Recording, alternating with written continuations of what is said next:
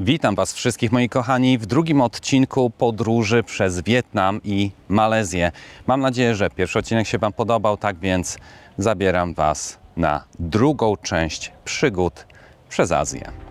W tej części zjem kanapkę, wypiję nietanie wino w średniowiecznej piwnicy z rycerzami i poganiam się z małpami. Jak przystało na kanał technologiczny, porozmawiamy też o produktach Samsunga, tylko takich, które o dziwo można znaleźć w aptekach. Najważniejsze jednak, że wreszcie polecimy do Malezji, gdzie będzie się działo naprawdę wiele. Spędzę 2 dni w szpitalu, z którego pokażę Wam rachunek, porozmawiamy o rehabilitacji i o tym, co mama uprawia w ogródku. Nie zabraknie też motoryzacyjnych ciekawostek. Przyjrzymy się autom klasy premium, których próżno szukać w Europie. Pokażę Wam również, jak wygląda wiejski tuning w Malezji. Każdy golfiarz poczuje się tu jak w domu, a reszta będzie płakać z zazdrości. I tak, w tym materiale odwiedzimy nowy dom rodziców, a jako że wpadniemy tam na wujostwo, to obadamy też ich nową haciendę. Oczywiście zdradzę Wam, ile to wszystko kosztowało. To i wiele innych ciekawostek już za chwilę. Zapraszam.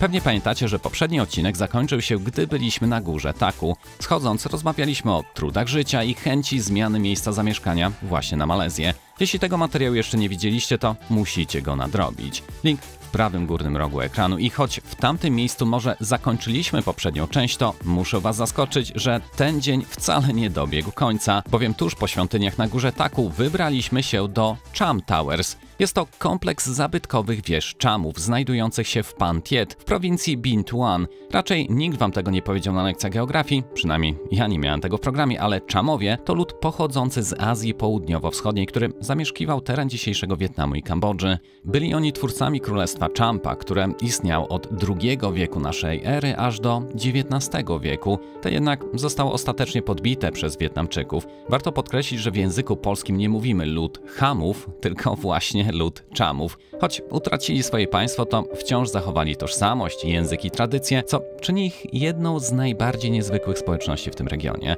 Świątynie, które odwiedziliśmy, są datowane na okres od VII do XIII wieku. Pokręcimy się po tej okolicy. No nic nie jest tutaj zbyt jasne, tym bardziej, że brak znaków. No ale jest ładnie. W takim razie będziemy schodzili tam. O właśnie, bo to widziałem. Tam są jakieś schodki, jest zejście, więc to wygląda, że chyba możemy tutaj być. Nikt na razie nie wrzeszczy. W sumie nikt na nas jeszcze nie wrzeszczał tutaj swoją drogą. A, odnośnie wrzeszczenia i ewentualnie jakichś takich nieprzyjemnych akcji, to googlaliśmy, jeśli wedle statystyk crime statistics, czyli przestępstw, w Irlandii jest dużo bardziej niebezpiecznie, jeśli chodzi o takie jakieś napaście, pobicia, jakieś dziwne chore akcje, niż w takim Wietnamie. W ogóle się czuję mega bezpiecznie tutaj. Oczywiście na drodze tak średnio z tą bezpiecznością. Znaczy jest bezpiecznie, ale wrażenie jest, że każdy jeździ, gdzie popadnie i jak popadnie. No sami zobaczcie. No ja tak wygląda, że to było dla turystów albo miało być wstępnie, ale ktoś to porzuci, no bo widać, że to nie jest zamiecione za specjalnie, tak więc wracamy. No i dokładnie to się dzieje, zwijamy temat stąd. Bo do obejrzenia jest tylko ta świątynia, w której dziwnie pachnie. Tam zajrzałem do środka, co mogliście widzieć, i jest jeszcze ta świątynia. No i w sumie to wszystko. Czy warto? Niespecjalnie. To, co widzieliśmy, ta świątynia, w której byliśmy na końcu pierwszego odcinka, to była genialna i tam warto zajrzeć. Tutaj, no chyba że jesteście przejazdem, cenę pokażę Wam też, ile kosztowało wejście na tą atrakcję, jeśli tak można powiedzieć. No, na papierze brzmi to ciekawie, a w realu tak aż bardzo ciekawie nie jest. Moim zdaniem można to skipnąć, jeżeli macie mało czasu i musielibyście nadrabiać sporo drogi, żeby tutaj dotrzeć. No i skoro jeszcze napomknąłem na temat ceny, no to dodam, że pewnie się domyślacie, że w tego typu miejscach wszystko jest drogie. Tak więc za 3 małe, bodajże półlitrowe buteleczki zapłaciliśmy 60 000 dongów. A jak pamiętacie, w poprzednim odcinku mamy taką ulubioną knajpkę, która jest otwarta od 6 rano do 20, nie do 8 wieczorem. I tam można zjeść na wypasie za 40 lub 45 000 dongów już z piciem, z kurczakiem, z noodlesami, tak. No tak więc się kroi, no ale to wciąż dla nas, czy nawet dla osób pracujących w Polsce, to nie jest specjalnie żaden wydatek. Wybaczcie, sypie mi tu jakimś piachem po oczach, a też jestem wysuszony totalnie. Wracamy do naszego auta, już Wam pokażę, czym jeździmy. W drodze do kolejnego punktu mijaliśmy farmy owoców zwanych w Polsce jako pitaya. Owoc ten pochodzi z kaktusa i jest szczególnie popularny w tropikalnych regionach świata, w tym właśnie Wietnamie, gdzie rośnie on w obfitości. Ma on unikalny wygląd, różową skórkę z zielonymi lub żółtymi listkami na wzór kolców. Nic więc dziwnego, że jego angielska nazwa to dragon fruit, czyli smoczy owoc. Rodzice kupili białego na targu i byłem przekonany, że jest on niedojrzały. Tym bardziej, że był on z zewnątrz zielony, a nie czerwony. Natomiast mama przepołowiła go na pół, ponacinała niczym awokado i cóż mogę powiedzieć? Absolutna pycha. Co prawda pełno tu takich małych, czarnych pesteczek, ale tych praktycznie nie czuć i w żaden sposób nie przeszkadzają w delektowaniu się tym delikatnym, lekko słodkim, przypominającym mieszankę kiwi i gruszki smakiem. Smoczy owoc ceniony jest za swoje właściwości zdrowotne. Bogaty jest on w aminokwasy, witaminę C, błonnik oraz korzystne dla zdrowia związki, które wspierają układ odpornościowy i trawienie. Można go jeść na surowo, dodawać do sałatek, koktajli czy deserów. Jeżeli tylko będziecie mieli okazję, to moim zdaniem naprawdę warto spróbować. Warto dodać, że kaktus ten rodzi przez cały rok i co 2 miesiące można zbierać świeże owoce. Farmy, obok których przyjeżdżaliśmy, wyglądały na przygotowane do zbiorów z owocami dojrzewającymi na kaktusach. Inne natomiast dopiero zaczynały nowy sezon uprawy lub były już po zbiorach. Tak więc pakujemy się do samochodu i jedziemy dalej. Natomiast sposób, w jaki nasz kierowca trzymał kierownicę, zwrócił moją uwagę. Ci, którzy nigdy nie byli w Wietnamie, mogą nie wiedzieć, że tam na ulicach nieustannie słychać klaksony. W Malezji tego nie ma, ale w Wietnamie to zjawisko występuje aż do przesady. Jeżeli spojrzymy na tamtejszy ruch uliczny, częściowo można zrozumieć, skąd się to bierze. W Polsce jest to nie do pomyślenia, żeby chrom ze znaczka na kierownicy był doszczętnie starty, aż do gołego plastiku, jak tutaj w Toyocie służącej jako taksówka. Nasz kierowca ma tak silnie wyrobiony nawyk używania tego klaksonu non-stop, że nawet na trasie nie zdejmuje kciuka z przycisku. Efekt? Dokładnie w tym samym miejscu chrom również jest wytarty aż do beżowego plastiku. Kolejną atrakcją jest bimbrownia. Nie no, żartuję. W zasadzie jest to winiarnia, tak więc możemy smakować tutejszego wina, albo ewentualnie jak nikt nie chce wina, to można dostać jakiś soczek do picia. Ja z chęcią bym spróbował tutejszego wina i chyba spróbuję, natomiast jest już godzina 1, a wciąż jeszcze śniadania nie jedliśmy. Będzie ciekawie. RD Wine Castle to miejsce zainspirowane słynną Napa Valley w Kalifornii. Zamek jest pierwszym tego typu obiektem w Wietnamie. Zbudowany w stylu średniowiecznym i, jak możecie się domyśleć, taki zamek, pod którym rosną bujne palmy, to dość niecodzienny widok. Skoro jest to winiarnia, no to oczywiście winiarni nie może zabraknąć winogron. Tak więc to wszystko, co za mną się ciągnie, widzę gdzieś od tamtąd.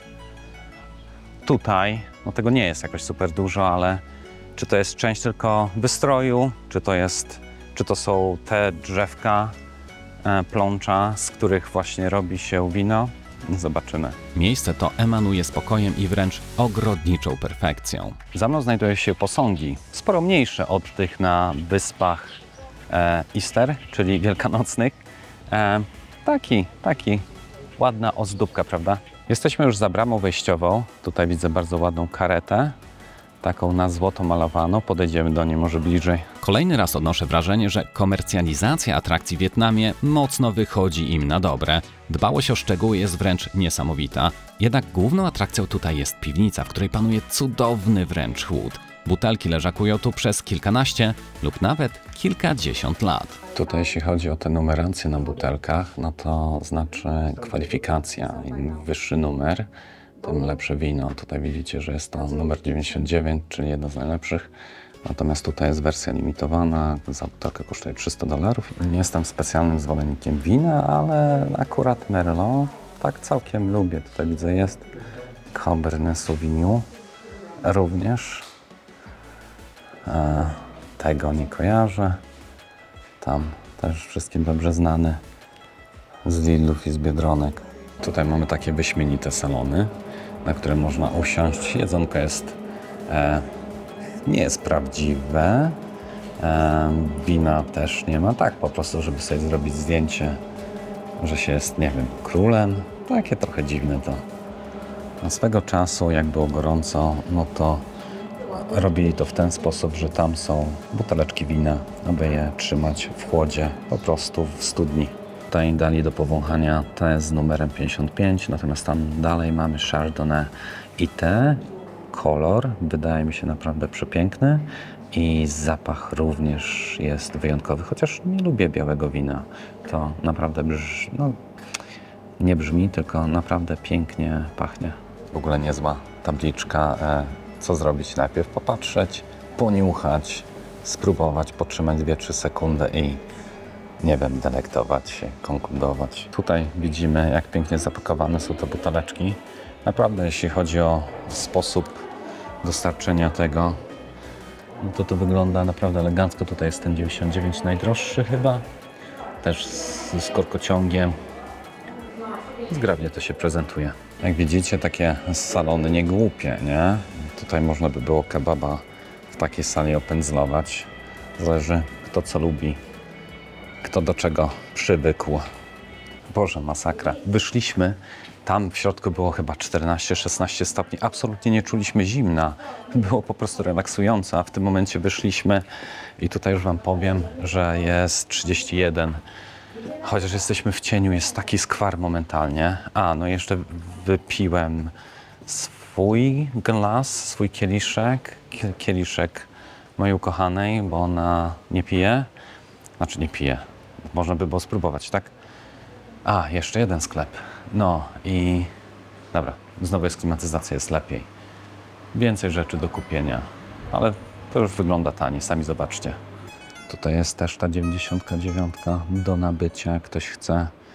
Też ładne pudełeczko, no fajne na prezent, tylko że jeżeli lecicie takimi liniami, to pamiętajcie, że macie, już się przełożę, pamiętajcie, że macie 30 kg dużego bagażu, więc można by było niby coś takiego zabrać, ale jest to jednak ryzyk fizyk, żeby przewozić ze sobą butelki z winami, prawda?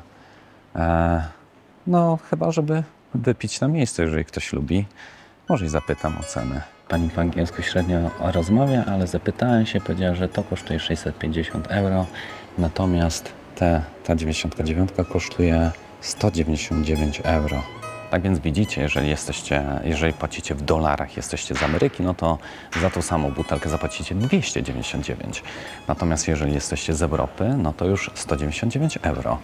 Różnica spora, natomiast wszystko zależy, jak w życiu, wszystko zależy od tego, ile jesteście w stanie zapłacić za ten sam produkt. Możliwe, że to samo wino kupicie na lotnisku jeszcze taniej, ale podkreślam, że to tylko moje przypuszczenie. Przed wyjściem warto zahaczyć o mały park, który przylega do zamku. Prawie go przegapiliśmy. Utrzymanie fontan, wodospadów i ludzi, którzy to wszystko pielęgnują, musi kosztować absolutnie majątek. Tutaj przy tych sztucznych wodospadach jest głośno, ale czuć taki delikatny chłód, jest dużo przyjemniej. Naprawdę, jeżeli spędzacie już jakiś czas w 30-stopniowym upale, który czuć jak 34, to coś takiego robi naprawdę, sprawia przyjemne uczucie. Tuż obok znajduje się bajkowa sceneria mrocznego lasu. Jest Baba Jaga z klatką, są pajęczyny. Tutaj nieopodal znajduje się klub golfowy. Jeżeli graliście w golfa, no to przypuszczam, że to wygląda dosyć zachwycająco, bo no, zazwyczaj pola golfowe są naprawdę przepięknie przycięte, ale tutaj widać, można się dobrze bawić. Tamci nie widzę, żeby narzekali, tam ktoś próbuje uderzyć. Oj, to chyba nie była dobra technika. Celowo dopiero teraz zdradzę wam, że wstęp kosztował 130 000 dongów od osoby. W sieci doczytaliśmy, że wybranie opcji degustacji nie ma sensu, bowiem i tak nie dają połowy kieliszka, a ledwo co po łyczku na samym dnie. Czyli tyle, co w sumie i my dostaliśmy. W normalnych okolicznościach wcale byśmy się tu nie pchali. Ja sam widziałem wiele winiarni w różnych częściach świata i jak pewnie zauważyliście, koneserem wina nie jestem. Jednak ten punkt był częścią programu praktycznie po drodze, więc nie ma co marudzić. Ten dzień naprawdę nas wymęczył. Poranne zwiedzanie góry Taku, świątynie, smocze owoce i wszystko na nogach, na słońcu i to w takim upale. Stwierdziliśmy, że zaszalejemy i udamy się na masaż do pobliskiej apteki. Wybraliśmy opcję z gorącym balsamem za 190 tysięcy dongów. Czekając na naszą kolej, zaczęliśmy przyglądać się tej dość nietypowej aptece. To znaczy, sam asortyment był taki nietypowy. Mają tu chociażby kawę o smaku duriana. Raz, że w aptece. Dwa, to kto do jasnej anielki chciałby taką kawę? Jeśli nie wiecie, czym jest durian, to tak tylko delikatnie napomknę, że jest to specyficzny owoc, którego zapach porównywany jest do gnijącego mięsa, zepsutej cebuli, pleśniowego sera, a czasem nawet terpentyny i brudnych skarpet. Jego woń jest tak silna, że w wielu miejscach jest on prawnie zabroniony. Więc naprawdę nie wiem, po co komu taka kawa, lecz to nic w porównaniu z nalewką z kobry. Tutaj musicie wiedzieć, że próba przewiezienia takiego egzotycznego trunku w torbie może skończyć się konfiskatą na lotnisku lub solidną grzywną. Dlatego z takimi rzeczami naprawdę ostrożnie. Jest to mega ciekawe, ale ryzykowne. Natomiast nie wiem, co to jest. Niby produkt Samsunga? Może wy mi podpowiecie. Wróciliśmy już z tego masażu, natomiast jesteśmy dość głodni. Dzisiaj jedliśmy tylko jeden posiłek w ciągu całego dnia i to w tej naszej ulubionej restauracji o nazwie Sam Sam lub coś takiego. Tej taniej, ulubionej restauracji. Natomiast stwierdziliśmy, że zamiast jeść jakiegoś normalnego posiłku, co oczywiście byłoby wskazane, lepiej by było spróbować takich lokalnych snaków, śmieciowego żarcia, którego nie ma u nas, więc zakupiliśmy taką oto torbę i już Was przeprowadzę, co w niej jest. W takim razie plan na dzisiejszy wieczór wygląda następująco. Ja wybrałem coś takiego, lubię te takie całe te zielone glony morskie, już nieraz jadłem. Smakują mi i zarówno na ostro i na słodko. To po prostu są suszone jakieś serem. To chyba kosztowało, jeśli się nie mylę, 15 dongów. Coś takiego wybrała moja ukochana, typowe takie, pewnie się domyślacie, czym to jest. Tutaj natomiast to nas zainteresowało jako taki chyba najbardziej wartościowy posiłek na dzisiaj, na dzisiejszy wieczór. Są suszone banany i jakieś inne owoce suszone. Nie wiemy, czym to jest. Sami widzicie, że nikt nie był specjalnie wylewny, aby cokolwiek tutaj opisać. Mam nadzieję, że to jest data pakowania, a nie data do spożycia, bo już po tym terminie by było. Coś takiego pewnie już bardziej popularne w Korei mi się wydaje, bo to chyba z Korei przywędrowało tutaj. Ostry kurczak, tak, jakieś takie paluszki. Jest to bardzo lekkie i takie wafelki ryżowe. Nie jest to specjalnie ciężkie, ale wydaje się takie całkiem smakowite. Nie wiem, czy to jest chia, czy to jest cokolwiek. Tak więc taki mamy plan na dzisiaj, żeby obejrzeć jakiś serial ulubiony i zjeść śmieciowe żarcie. Natomiast to wszystko kosztowało nas 95 tysięcy dongów i za te pieniądze w zasadzie moglibyśmy zjeść konkretny posiłek w tej naszej ulubionej taniej restauracji lub jedno danie na food courcie. Powiedzcie, czy spróbowalibyście czegoś takiego, czy takiego typu jedzenia byście nie chcieli próbować? Już mi ślinka cieknie, bo naprawdę jesteśmy coraz bardziej głodni, a to jest która? Prawie 9 dochodzi wieczór. Jeden posiłek w ciągu dnia trochę mało. Dzisiaj jest 8 dzień, jak jesteśmy w Wietnamie, natomiast nic ciekawego się nie działo. Od godziny 7 chyba rano pracowałem przy komputerze, żeby posegregować te wszystkie suróweczki, które nagrałem dla Was przez dni poprzednie, przygotować w ogóle cały materiał, a jeszcze jakieś tam inne pierdoły. Tak więc nie było rzeczywiście o czym opowiadać. Jutro natomiast już wracamy do Ho Chi Minh. Zabiera nas podobny autobus, może i ten sam śpiący autobus. Tak więc coś tam postaramy się nagrać z tego. Natomiast teraz jest godzina 17, czyli zachód za jakąś godzinkę. Możecie zobaczyć na przebitkach, że dzisiaj w sobotę było bardzo dużo ludzi. I to nie tylko tubylców na plaży. Dziwne to było, ponieważ gdy byliśmy tutaj wcześniej, w zasadzie kilka razy, to były pustki na tej plaży na to godzinę, czy w południe, czy po południu. I nam się wydawało, że tu po prostu prawie nikogo nie ma, natomiast w tym momencie wszyscy wyszli. Tak więc jest bardziej busy niż mogłoby się wydawać. Tak więc dzisiejszy 8 dzień, taki spędzony na pracy, na delikatnym odpoczynku, ale od jutra znowu zaczynamy i znowu zwiedzamy dalej. Mieliśmy wybrać się tylko na krótki spacer, lecz spacerowaliśmy chyba przez 2 godziny, jednak było warto.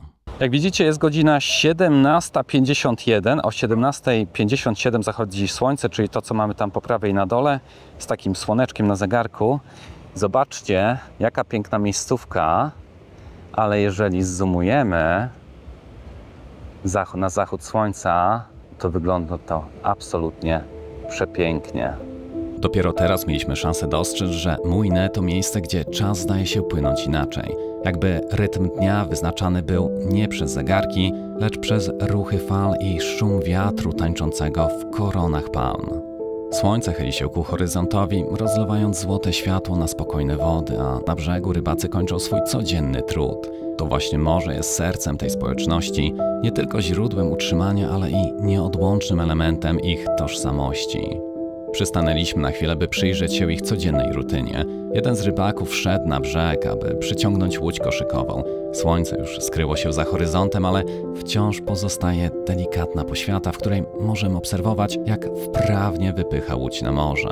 Zaskakuje nas sposób, w jaki operuje pojedynczym wiosłem. Z precyzją i lekkością sprawnie prowadzi łódź przed siebie. Po dopłynięciu do większej łodzi dwaj rybacy zaczynają przerzucać dzisiejszy połów do mniejszej jednostki. Daje się odczuć, że ich ruchy są wypracowane przez lata doświadczeń. Cała operacja zajmuje im zaledwie kilka minut, lecz my się nie śpieszymy. Takie widoki, takie światło to dosłownie rzadkość.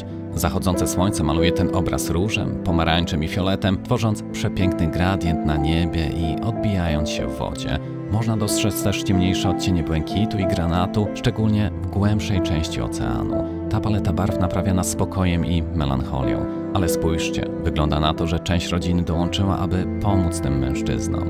Dzieci bawią się w piasku, ich śmiech miesza się z szumem fal. Tak właśnie kończy się ich dzień, w rytmie morza, wśród bliskich. Scena, choć prosta, ma w sobie coś hipnotyzującego, coś, co skłania do głębszych refleksji.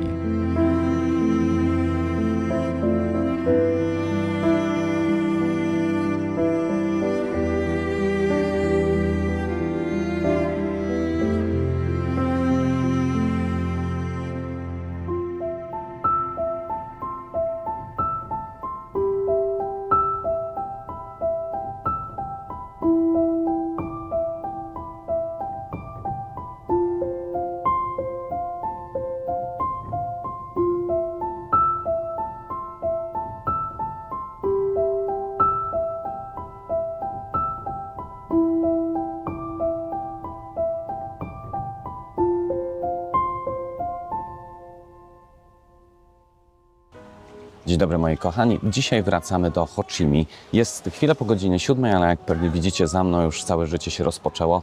W sumie nic dziwnego, skoro o 5:50 wstaje słońce, już naprawdę mocno wali w okna. Tak więc zjemy tutaj śniadanko, pierwszy raz spróbujemy tej naszej lokalnej kawiarenki. No bo dlaczego nie, w końcu spędziliśmy tutaj jakieś 4 dni, więc warto by było chociaż raz z tego skorzystać. I czekamy na autobus, znowu śpiący autobus, który zabierze nas właśnie do dużego miasta. Dzisiaj, jeśli chodzi o plany na dzisiaj, to nie są one zbyt skomplikowane, natomiast w dniu jutrzejszym będzie dużo bardziej busy, ponieważ wybieramy się na Monkey Island. Tam mamy spędzić praktycznie cały dzień, a wrócić na godzinkę, przebrać się, odświeżyć i idziemy do opery. Tost z awokado i jajkiem 60 000 dongów. Bagietka z tym samym, w tej samej cenie. Nie jest to tanio, zwłaszcza w porównaniu do naszej ulubionej restauracji, ale trudno nie docenić wygodny. Jest to dosłownie kilka kroków od naszego domku, a za komfort, jak wiemy, się płaci. Czekamy już na autobus, ale moją uwagę zwróciła nietypowa instalacja elektryczna w wietnamskim stylu. Gniazdko zakryte wyciętą butelką. Prawdziwa profeska. Ciekawe, czy dali na to dodatkowy bezpiecznik. O, wreszcie podjechał nasz luksusowy transport. Czas wrócić do wielkiego miasta. Jesteśmy już w autobusie i ruszyliśmy, ale dostaliśmy tym razem łóżeczka na pierwszym piętrze, na górze, tak więc pokażę Wam, bo tutaj to troszkę inaczej wygląda. Jak widzicie, jesteśmy w ruchu, w tym momencie może i nawet stoimy w korku, no trochę się ruszamy, trochę stoimy. Też dostałem kocyś, tym razem nie jest on super zapakowany. Mam tam za sobą poduszeczkę mięciutką. Natomiast ten front wygląda tutaj inaczej. Tam jest jakaś taka szparka. na stopy. Ciężko by było tam wsadzić tą stopę, tak by mi się wydawało. Co więcej, słuchajcie, w ogóle żeby wejść na to pięterko, to no ja po prostu wskoczyłem z ziemi, w sensie tutaj się można złapać się takiego uchwytu i normalnie wejść. Natomiast teraz dopiero zauważyłem, że te otwory, no to są po prostu taką swoistą drabinką, więc jeżeli ktoś jest niższy, to może sobie 1, 2, 3 stepy, 4 step wskoczyć. Jesteśmy w rzędzie drugim i tak to się właśnie prezentuje. Tutaj również dostaliśmy wodę, tam jest drugi cup holder, jest telewizor wyłączony, można sobie... No, zadziała. Trzeba mocniej wcisnąć. Się świeci takie światełeczko, bardzo identyczne do tego, co to było wcześniej. Tutaj również macie całą klimatyzację. W ten sposób to wygląda. A tutaj światełko jest troszkę inne.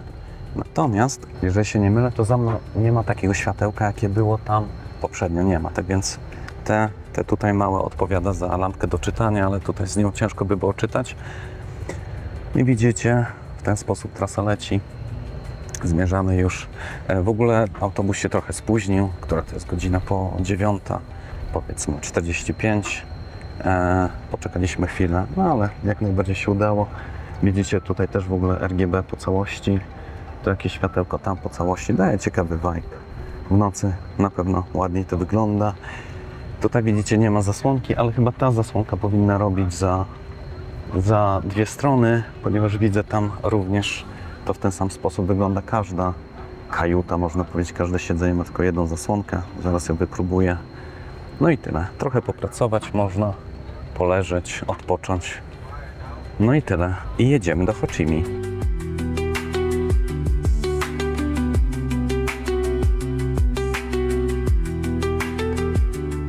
W ogóle wcześniej tego nie widziałem. Natomiast tutaj widzicie zawiasy z jednej i z drugiej strony. Się zastanawiałem, jak w ogóle podnieść, czy da się podnieść to siedzenie i się okazuje, że tak.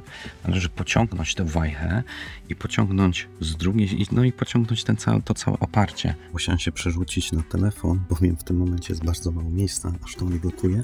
Ale widzicie, że podniosłem to oparcie.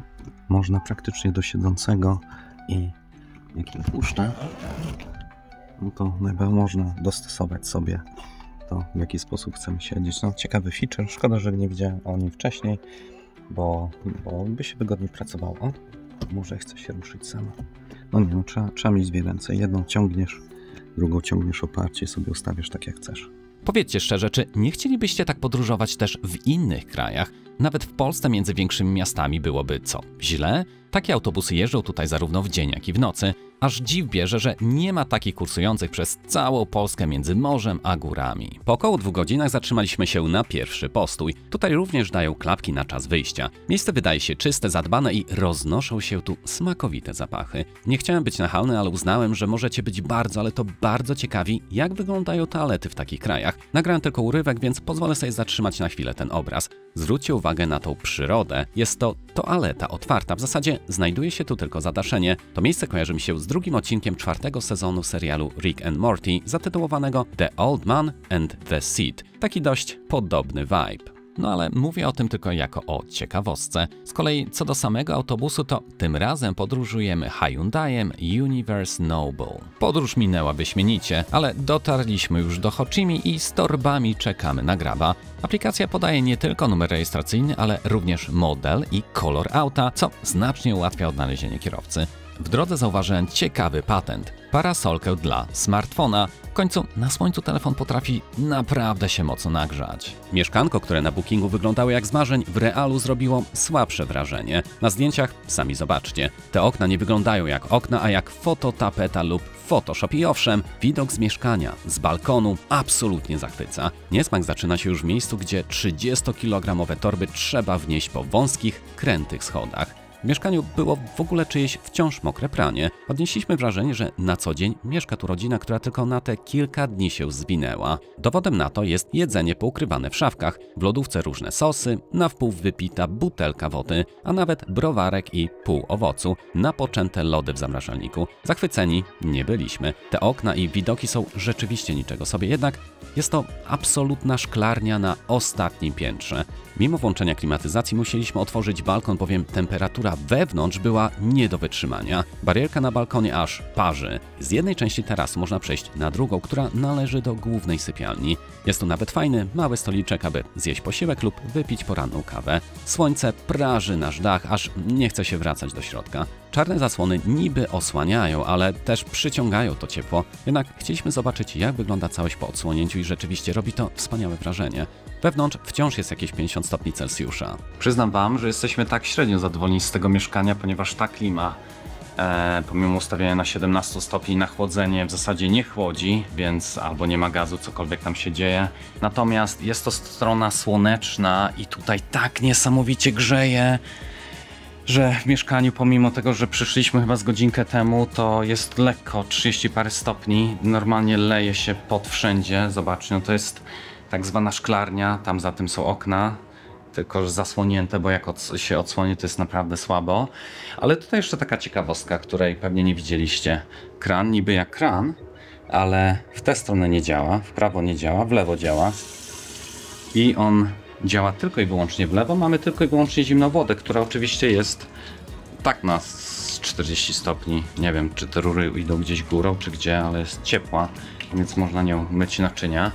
Taka ciekawostka. No i ogólnie to mieszkanie jest ładne, ale ręczniki są mokre w ogóle, więc to, co wisiało tutaj, tak paskudnie wyglądało, to były niby rzeczy dla nas. To mieszkanko w ogóle nie miało ani jednej recenzji na Bookingu i moja ukochana była tak trochę zaniepokojona tym, ale mówię, no dobra, no ktoś tam kiedyś musi zacząć, tak, więc dajmy szansę, zobaczmy, jak to wygląda. Natomiast sprawa się tak ma, że tutaj chyba autentycznie ktoś dopiero się wyprowadził na te 2 dni, kiedy tu jesteśmy, i to jest czyjeś prywatne mieszkanie, co daje się zauważyć. Po prostu ktoś zabrał większość swoich klamotów. Trochę dziwne, może ktoś tak chce. Trudno mi oceniać, żeby się tak wyprowadzać z własnego mieszkania, może ktoś tylko jest przelotem. Trudno powiedzieć, ale no to wygląda, jakby faktycznie tutaj ktoś mieszkał, a tylko zabrał te klamoty na te, powiedzmy, tak jak mówię, 2 dni. Jeszcze jedno. Gdy podnosiłem tą roletę, to spadła mi w zasadzie na głowę. Tam był zaczep, który był wkręcony jakoś tak beznadziejnie. Po prostu to odpadło. Gdzieś tu znalazłem jakieś 2 dodatkowe wkręty, powbijałem to przy pomocą książki. No takie rzeczy, wiecie, no przypał trochę, ale słabo, no. Jeszcze jedna kwestia jest taka, że niestety dostaliśmy tylko 1 klucz do drzwi wewnętrznych, tak więc idziemy, a zamiast tego pozakluczaliśmy sypialnię, jedną i drugą tam sypialnię. Natomiast jeszcze jedna kwestia, bowiem pewnie wielu z Was nie widziało jeszcze czegoś takiego. Zobaczcie, w łazience, tak? Mamy oczywiście prysznic, niby wszystko ok, ale nie ma żadnej zasłony. Jest to dosyć często spotykane, przynajmniej w Malezji jest to standard. Tutaj jest to pierwsze mieszkanie, jakie mamy z czymś takim. Jest to właśnie otwarta łazienka. Otwarty prysznic, leje się woda po zlewie, leje się woda po toalecie. Widzicie, wzięliśmy szybki prysznic, to jest całe mokre. Z jednej strony jest to fajne, ponieważ samą toaletę trzyma się w czystości, no a z drugiej strony, jeżeli później chcecie skorzystać z toalety, no to jest ona cała mokra, nie? No w Polsce w zimę to byłoby absolutnie nie do pomyślenia. Natomiast tutaj w samym mieszkaniu wciąż jest jakieś 35 stopni. Się wykąpaliśmy, ale znowu się z nas leje. Klimatyzacja nie daje rady ostudzić, dlatego wychodzimy gdzieś zjeść jakiś lunch, bo chyba jest coś koło godziny 4 w sumie już. Tak więc i może będzie tam klimatyzacja, bo tutaj naprawdę leje się z nas grubo. No i wyszliśmy, moi kochani, na dworze jest 34 i czuć jak 38, a powiem Wam, że w porównaniu do tego, co się dzieje w środku, wewnątrz tego mieszkania, to jest absolutnie chłód, rozkosz, przyjemność. Jest o wiele chłodniej, tak więc w mieszkaniu naprawdę nie idzie wytrzymać. Jeżeli tutaj czuć 38, a ja czuję niesamowitą ulgę, no to jak jest w mieszkaniu, łatwo się domyśleć, tak więc moja ukochana się już nawet bardzo źle tam czuła i bardzo źle się czuła. Musieliśmy po prostu wyjść. Nie daje rady w takiej temperaturze, niestety. Idziecie chodnikiem, ale się przejść nie da. Co chwila trzeba schodzić na ulicę. No i zobaczcie, no albo kałuża, albo krzywo, albo tu zaraz ktoś ci zza roga wyjedzie. Taka trochę lipa. No przed chwilą pan wypieprzył jakiś papier. No bo dlaczego nie? Tam też widzicie, już znowu trzeba będzie zejść na ulicę. No moim zdaniem w Polsce trochę nie do pomyślenia taka sytuacja, przecież no chodnik powinien być chodnikiem, a nie, że sobie wywalisz same graty i musisz leść ulicą. Można się do tego chyba przyzwyczaić, może po jakimś czasie, a może się nie można do tego przyzwyczaić. Mi się średnio to podoba, no teraz nie ma jakiegoś dużego ruchu, ale zanim wyjąłem kamerę, no to tutaj co chwila, dziś chyba tam zielone światła były i mnóstwo większych samochodów jechało. Chociaż nie jesteśmy weganami, to znaleźliśmy bardzo fajną wegańską restaurację i sobie zamówiliśmy coś ciekawego, już Wam pokazuję. Na pewno mnie zachwyciły takie grzyby. Tutaj możecie o nich po angielsku przeczytać. Natomiast to nie wszystko, bowiem oprócz tego zamówiliśmy coś takiego i dla siebie wziąłem coś takiego jak pad thai, natomiast wygląda wszystko bardzo ciekawie. Sama restauracja, no oczywiście znaleźliśmy ją przez Google, czyli przez internet, czyli przez Saili. To można jednocześnie sprawdzić, jak tutaj wygląda prędkość. Tutaj znowu mamy połączenie tylko z H+. Nie wiem, czy w ogóle Saili ma umowę podpisaną, żeby 4G lub 5G chodziło. Natomiast przyznam Wam szczerze, że plus tego jest taki, że z internetem nie mamy, to znaczy jeśli chodzi o pakiet danych, no to wciąż jesteśmy bardzo średni. Na razie jeszcze 5 GB nie zużyliśmy. Widzicie, że prędkość dochodzi do 5, się trochę jeszcze dalej rozpędza. Machając tym na pewno nie pomagam, bo jesteśmy tak trochę, może nie w piwnicy, ale jesteśmy na parterze między budynkami. Prędkość wyszła 5,38, jeśli chodzi o pobieranie, natomiast wysyłanie widzimy coś koło 2 megabitów. Tam jeszcze ping dosyć wysoki, no ale na H+, super nie będzie. Natomiast, no powiedzmy, na potrzeby typowo wakacyjne w pełni wystarcza. Część naszego zamówienia już dotarła i muszę przyznać, że smakuje jeszcze lepiej niż wygląda. Osobiście bardzo wspieram wegan, to dzięki nim zostaje więcej mięsa dla mnie. Taki półżarcik, ale to, co mieliśmy okazję tutaj skosztować, było naprawdę warte grzechu. Jedzenie było spoko, szkoda tylko, że bez mięsa. Natomiast większa szkoda była taka, że zamówione grzyby, które zamówiliśmy, znalazły się na rachunku. Nigdy ich nie dostaliśmy, a pani angielski był absolutnie straszny. Nawet nie wiedziała, co to jest toilet. Musieliśmy używać tłumacza nawet do tego. Co jest dosyć dziwne, jeżeli osoba pracuje w restauracji, no to powinna chyba wiedzieć nawet, czym jest toilet. Ale okej. No i kwestia tego właśnie, że grzyby, na które bardzo mocno liczyłem, bo wyglądały ciekawie. Lubię w Polsce jeść boczniaki, gdy jestem. W Irlandii niestety próżno ich szukać. Tak więc się nie doczekaliśmy nigdy. No i tak jak mówię, były na rachunku chyba z 15 minut. Tłumaczyłem przez słownik, że tego nie dostaliśmy, a tu jest na rachunku. Pani nie była była dobra, ale nie za bardzo ogarniała. No ale już po 15 minutach próby wyjaśnienia usunięte zostało to z naszego rachunku i idziemy. Może na jakiś spacerek, jest już zachód słońca. Może posiedzieć tutaj, widzicie, zaraz ta ulica, przy której mieszkamy. Tutaj jest rzeczka. No widok za mną jest naprawdę pierwszorzędny. Mnóstwo flag jest z tamtej strony, że się obrócę. Już przejdę. Są flagi Wietnamu. Pięknie tam przy zachodzie słońca. Będzie to pięknie widać, tak więc co jeszcze dzisiaj w planie? Zobaczymy. Natomiast jutro czeka nas bardzo, bardzo busy dzień. Dzień dobry moi kochani, jest po godzinie 6, mamy 27 stopni, natomiast nie ma pełnego słońca, jest niebo zachmurzone, tak więc pewnie dlatego tam mnóstwo osób ćwiczy, biega, rozciąga się. No nic, tylko pozazdrościć. Mamy poniedziałek, więc jest trochę więcej ruchu, natomiast przed nami dzisiaj zapowiada się bardzo ciekawy dzień. Zobaczycie. Już przed godziną 8 dojeżdżaliśmy Grabem pod biuro firmy organizującej wycieczkę. Na miejscu przyszło nam czekać niemal godzinę. Organizacja pozostawiała wiele do życzenia. Gdy w końcu ruszyliśmy, bus jeździł po mieście, jeszcze zabierał kolejnych pasażerów, co tylko wydłużyło nasz czas dojazdu do portu. 9:30, stoimy w korku. Nic się nie dzieje i nie posuwamy się do przodu. Najbardziej frustrujące jest to, że prom znajduje się zaledwie 4 minuty piechotką od nas, ale nie możemy się tam dostać na własną rękę. Pojazd, którym jedziemy, ma służyć nam jako środek transportu już na terenie wyspy. Jest to jeden z tych momentów, kiedy naprawdę docenia się zwinność jednośladów. Po godzinie wreszcie coś się zmienia. Samochody zaczynają wjeżdżać, motocykle czekają w kolejce. Ruszamy szybkim krokiem w stronę promu. Stara łajba, ale wygląda solidnie. Wbijamy na pokład i po 10 minutach odbijamy od brzegu. Wychodząc z portu możemy podziwiać zacumowane jednostki wojenne. Widać, że na tej trasie promy kursują bardzo regularnie, a podróż nie trwa długo.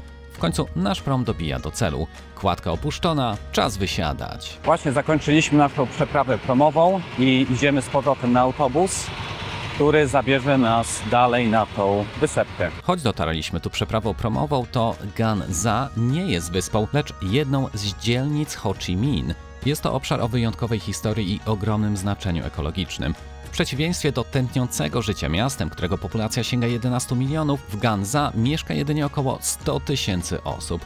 Lokalna gospodarka opiera się głównie na rybołówstwie, szczególnie na połowie ostryg i innych organizmów morskich. Aby chronić to unikalne środowisko, władze wprowadziły zakaz budowania fabryk. W przeszłości Gan Za pełniło funkcję strategicznej bazy partyzanckiej Wietkongu. W latach 1965-1970 region został poddany intensywnym bombardowaniom przez amerykańskie siły, a także spryskane ogromnymi ilościami herbicydów, w tym niesławnym agentem Orange. Skutkiem tego było niemal całkowite zniszczenie lasów namorzowych oraz lokalnej fauny. Początkowe prognozy wskazywały, że przez co najmniej dekadę nic tu nie urośnie, lecz dzięki codziennym przypływom i odpływom proces naturalnej regeneracji okazał się szybszy niż przewidywano. Już po 2 latach można było zaobserwować pierwsze oznaki powrotu zieleni. W latach 1978-1986 przeprowadzono intensywną akcję wzalesiania, w której kluczową rolę odegrali młodzi wolontariusze. Sadzone były głównie odporne gatunki namorzynów, a w ramach działań na rzecz odbudowy ekosystemu przesiedlono tu małpy z gór. Obecnie aż 90% populacji stanowią małpy z długimi ogonami, znane ze swojego psotliwego zachowania. Nie tylko kradną przedmioty, ale też potrafią zaczepiać turystów. Drugim gatunkiem są małpy z krótszymi, hakowatymi ogonami. Są one znacznie spokojniejsze i bardziej przyjazne, co czyni je mniej problematycznymi dla odwiedzających. Gan Za ma także miejsce w historii kina. Kręcono tu sceny do kultowego filmu Apocalypse Now, gdzie miejscowe lasy zagrały dżunglę kambodżańską. Co więcej, region odegrał istotną rolę w medycynie. To właśnie tutaj opracowano szczepionkę przeciwko polio. Dotarliśmy wreszcie do naszego punktu przeznaczenia, do serca lasu namorzynowego, znanego jako Monkey Island. Gęsta fontanina korzeni wystających z wody otacza nas ze wszystkich stron, tworząc niezwykły, niemal surrealistyczny krajobraz. Wędrując betonową ścieżką, uważnie obserwujemy mieszkańców wyspy. Ciekawskie małpy, które zdają się czuć wyjątkowo komfortowo w obecności ludzi. Część z nich sprawnie przemieszcza się pomiędzy drzewami, lecz większość zeszła na ścieżkę, wyraźnie licząc na łatwy łup. Młode osobniki, nie okazujące żadnego strachu, podchodzą blisko, zupełnie jakby ciekawość przewyższała ostrożność. Matka z dzidziusiem również liczy na coś smacznego. To właśnie ten bardziej przyjazny gatunek małp, charakteryzujący się krótszym, haczykowatym ogonem. Mimo ich pozornego uroku, ich zachowanie pozostawia wiele do życzenia. W jednej chwili zgrabnie zgarniają jedzenie z dłoni turysty, po czym błyskawicznie uciekają, jakby instynktownie wiedziały, że to jedyna szansa na zdobycie przekąski. Gdy tylko zapasy się kończą, matka natychmiast wraca po więcej, panicznie zbierając każdy okruszek, który spadł na ziemię. Wśród nich młody osobnik wykazuje się jeszcze większą odwagą, podchodząc bliżej. Choć dokarmianie dzikich zwierząt w zasadzie nie jest zalecane, w tym lesie nie rosną drzewa bananowców, a małpy zostały przywiezione tu przez człowieka, trudno więc mówić o ich zupełnie naturalnym środowisku. Faktem jest, że czują się tu dobrze, choć ich przetrwanie zależy od ludzkiej obecności i dostarczania przez turystów jedzenia. Czy mają dostęp do innego pożywienia rosnącego na drzewach? No, trudno powiedzieć. Natomiast jedno jest pewne, na wygłodzone na pewno one nie wyglądają. Teraz zbliżamy się do grupy małp należących do gatunku z długim ogonem. To właśnie przy nich zostaliśmy poproszeni o zachowanie szczególnej ostrożności, ponieważ ich zachowanie bywa nieprzewidywalne. Mimo to tata mojej ukochanej nie zraża się ostrzeżeniami i kontynuuje ich dokarmianie, tak jakby chciał sprawdzić, jak bardzo są one śmiałe. Widać jednak, że te małpy czują się znacznie mniej komfortowo w naszej obecności. Ich ruchy są bardziej nerwowe, a spojrzenia czujne, jakby wciąż oceniały, czy mogą zaufać naszej obecności. Dość trudno tutaj nagrywać, bowiem małpy potrafią podejść i zabrać nam coś z ręki albo z kieszeni. Już jedna mi się dobierała do mikrofonu, który i tak był w kieszeni schowany. Tak więc większość materiału tutaj poświęconego będzie jako narrator zza dużego mikrofonu, za co wybaczcie. Chociaż no teraz jest dosyć spokojnie, chociaż są takie momenty, że coś podbiegnie i nas chce ograbić w zamian za popcorn albo w zamian za jakieś lody, jeżeli komuś ukradnie właśnie, powiedzmy, telefon, no to nasz przewodnik powiedział, że najlepiej by było kupić lody i wtedy dokonać zamiany, czyli lody za telefon albo za okulary. Tutaj też wszyscy byli proszeni, aby zdjąć okulary, bowiem bardzo jest to, no małpy wiedzą, że jest to coś cennego i coś za coś. No, tam tata coś karmi. Coś, no małpy, tak.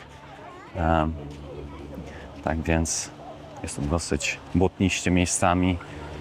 Możemy wziąć przepłynięcie się z powrotem w drugą stronę. Zobaczymy, jak wyjdzie. Może i spacer. Spacer około 2 km tędy pośród małp. Właśnie, te z krótkim ogonkiem są bardziej przyjazne, tak lepiej neutralnie nastawione. Natomiast te z długimi ogonami, z którymi właśnie jestem w tym momencie w okolicy, to są bardziej wredne, brojne, tacy gangsterzy, można powiedzieć. Coś za coś wpadną albo mogą też podrapać. Właśnie. Małe zadrapania no to niby są ok, natomiast większe zadrapania, takie do krwi, no to nasz przewodnik powiedział, że dobrze by było, abyśmy jednak wtedy wzięli szczepionkę na polio. Tak więc good luck. Idziemy przez ten uroczy las i powiem wam, jest tutaj 32 stopnie, czuć jak 36, natomiast no dobra, jest w cieniu. Natomiast nie to jest najgorsze, najgorsze jest to, że to jest cholernie wilgotno. Absolutnie każdy zakamarek mojego ciała leje się, lepi. Może nie lepi, bo jest zbyt mokro, żeby się nawet lepić. Po prostu płynie się, a no staramy się za dużo nie pić. W sumie powinniśmy więcej pić, ale wiecie, no jest wycieczka, nie wiadomo kiedy są jakieś postoje. Tutaj do lasu ja bym nie poszedł za potrzebą. No tutaj dokładnie w tych częściach nie ma może krokodyli, ale nie wiem, czy te małpy nie są gorsze. Spacerując tak po tym rezerwacie biosfery, wpisanym na listę UNESCO, możemy podziwiać łodzie sunące po spokojnych wodach kanałów. Sprawnie przecinają one powierzchnię rzeki, przewożąc turystów z jednej strony na drugą, umożliwiając im eksplorację ukrytych zakątków lasu namorzynovego. Małpy to nie jedyne gwiazdy tego miejsca. W spokojnych wodach rzeki leniwie dryfują krokodyle syjamskie, majestatyczne gady, których dzika populacja liczy zaledwie około 100 osobników. Te krytycznie zagrożone drapieżniki zazwyczaj osiągają od 2 do 3 metrów długości, lecz najpotężniejsze samce mogą dorastać nawet do 4 metrów i ważyć imponujące 120 kg. Szliśmy dalej leśną ścieżką, przyglądając się bujnej roślinności. Jako że ścieżka zaczęła robić się coraz bardziej błotnista, to trasa zmieniła się na mostek, który miejscami wydaje się trzymać jedynie na słowo honoru. Nie jest może w opłakanym stanie, ale część kładek jest już dość luźna. Z takiego błota butów już chyba nigdy się nie wyjmie. To, co znajduje się na drzewie, to gniazdo termitów. Dosiadają sobie do takiego drzewka, pracują nad nim rok czy 2, zjadają w całości praktycznie się obali i później przenoszą gniazdko na kolejne drzewko. Na końcu tej ścieżki znajduje się Muzeum Wojny Wietnamsko-Amerykańskiej. Już wam pokażę mniej więcej, co tutaj jest. Tutaj taka replika wietnamskich sił przygotowujących się pewnie do wojny. Zresztą można więcej spauzować, poczytać tutaj. Żołnierze ukrywający się w dżungli stworzyli sprytne systemy zbierania deszczówki, wykorzystując pnie drzew i nylonowe rynny, aby zapewnić sobie wodę bez zdradzania pozycji. Te proste, lecz genialne konstrukcje były kluczem do przetrwania, chroniąc ich przed wykryciem i odcięciem od zasobów. Oddziały utrzymywały łączność dzięki zdobycznym radiostacjom przekazującym rozkazy mimo izolacji. Tajne kody nigdy nie trafiły do wroga. Tam dalej też jest kolejna atrakcja, widzicie? Natomiast przejście wygląda w ten sposób. No, ja dam radę, ale ja się zastanawiam, jak osoby starsze mają się tam wbić tak po prostu na pałę, żeby sobie poczytać, pooglądać, a tam jeszcze jest QR code, żeby posłuchać więcej na temat tego miejsca. No, organizacja, tak jak to się mówi, po wietnamsku całości. No, jest ładnie, macie piękne drzewka, jest zielono, które chronią nas od słońca. Ale sami widzicie, nie każdy jest w stanie się wbić na takie coś. W ogóle tak chodzę po tych patykach, niektóre się rozjeżdżają, niektóre nie są zbyt przywiązane i tak powiem wam, jest średnio. No trzeba się patrzeć pod nogi, oczywiście jak wszędzie w życiu, natomiast łatwo tutaj zrobić orła i wpaść. Na dole jest takie błoto grube. Gdzieś talerzyki, natomiast wiecie co? Taką latarkę to ja pamiętam w Polsce. Były popularne. Widzicie, to często się psuło, blokowało, zżerało momentalnie baterię, bo to była zwykła żaróweczka. I też zdzewiały po czasie. Tamta pokrywka z tyłu się zacinała, żeby odkręcić, więc wiemy, skąd ten sprzęt przywędrował. Cóż, każde państwo ma swoich bohaterów, którzy poświęcili się w imię wyższych wartości.